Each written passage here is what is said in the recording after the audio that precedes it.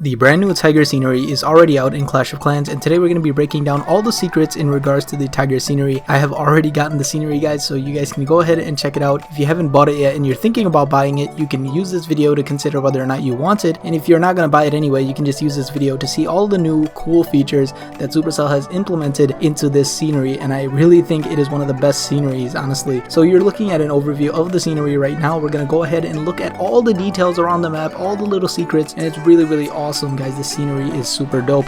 In the top right corner, we're going to start with the simplest part of the entire scenery, and that is the tiger itself, this giant stone statue of the tiger. As you can see that it has a blue mouth and blue eyes, and on top of that it has jade claws. It is a very nice statue. It is made completely out of stone. There's even moss on the stone, so overall a very cool aspect. Now I want to bring your attention to the fire cauldrons that you're going to see. So you're going to see some fire cauldrons around the map, and these fire cauldrons are completely all animated. They are actually very good, well animated. I actually really enjoy their animation. They look very cool, and you guys know I'm a sucker for animated things in the sceneries, so this was a very good addition that they made, because if they had the normal lanterns I would have been bored. Now one thing that you'll see throughout the entire scenery is that there are a lot of fireworks going off, and these fireworks are actually a really cool part of this scenery, and let me go ahead and explain why. It's because the fireworks actually have a little glow effect that comes after them, and that glow effect is dependent on the color of the fireworks. So you guys will see that there is a little purple firework going off. It's going to cause a purple light to go off, and then a yellow or a green firework going off, and it's going to cause a green light to go off. And then you will see on the bottom here,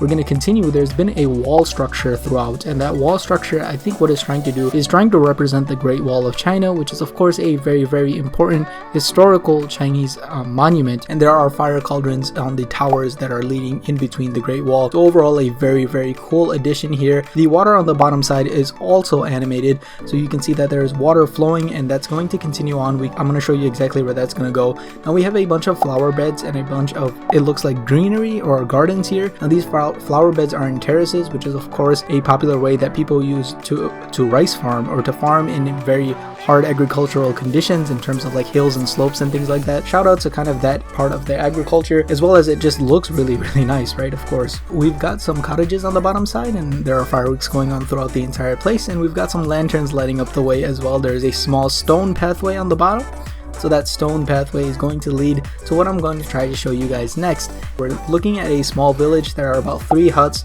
as well as a fountain in the middle, and then there's a little river. We got a wooden bridge going over it, guys. Really awesome part here. A bunch of lanterns lighting up this entire place, and we got a lot of fireworks coming up constantly, so that this is lighting up the entire place as well. It also includes a little water wheel here that is turning with the animated water. We got some animated steam coming out as well. So yes, very nicely animated. I really enjoy this part of the scenery, and we're going to go ahead and continue on. We've got a wooden bridge that is going to continue on to our base before we go on to the next part of the scenery here, and that is the bottom left corner, where we're talking about, you know, where we go to the builder base and the water in general. Now what you'll see is that there are these lanterns that have 3 lanterns in triplicate, and they're going up and down, so they're like column lanterns, and there's a bunch of lights that some of them are red, some of them are orange.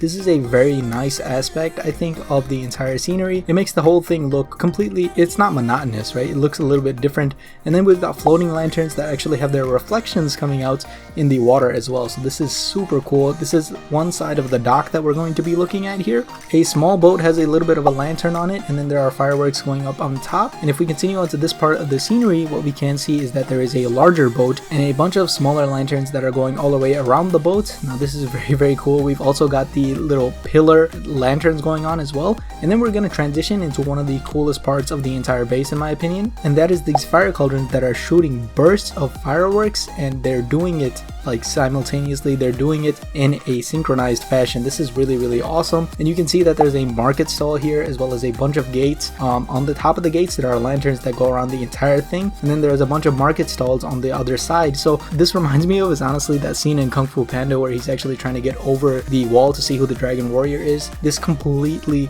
that's the exact thought I had when I first saw this, and overall a very cool part of the entire scenery. I think it's really cool, and it keeps things really animated. Going on to this last side of the scenery, we have a broken jade statue. This statue is most likely a tiger, because we can see a tiger seal on the ground, as well as on the other side you'll see that there is another jade statue that is whole, and we also have a lot of broken walls. We have the fire cauldrons keeping things animated throughout the entire base, and I think this is supposed to be like some type of castle or some type of military building, and the reason I say that is because you can see siege machines in the back, primarily the flame flinger. You can completely see the flame flinger in the back there. So it does look like this is some type of military building, military training ground. Overall, a very cool aspect to this entire thing. I love how the artwork is done, the architecture is done.